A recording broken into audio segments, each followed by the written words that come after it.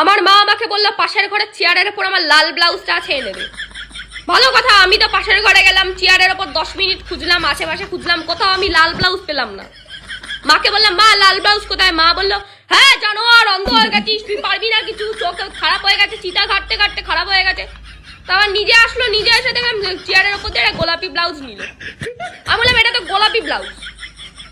বলছে হ্যাঁ লাল আর গোলাপি আলাদা কি, সবই এক, সবই এক। বেশি জেনে গেছিস, অল্প বয়সে বেশি পেকে গেছিস, অল্প বয়সে সব জেনে গেছিস তুই। জানোয়ার, আমি তোকে জন্ম দিয়েছি না তুই আমাকে জন্ম দিয়েছিস, মানে যত ঝামেলা হোক তুই আমাকে জন্ম দিয়েছিস না আমি তোকে জন্ম দিয়েছি, এই কথাটা ম্যান্ডেটরি থাকবেই ভাই। আমি কি জানি না কে আমাকে জন্ম দিয়েছে, মানে আমি দিয়েছি না তুমি দিয়েছি আমি জানি না। আর আমি এটা বুঝতে পারলাম না যে একটা ব্লাউজের সাথে মানে জন্ম দেওয়ার কি সম্পর্ক আছে, জন্মটা কোথা দিয়ে আসছে?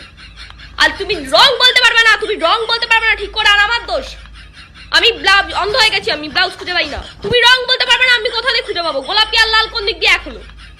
মানে সবকিছুতেই আমার দোষ হয়।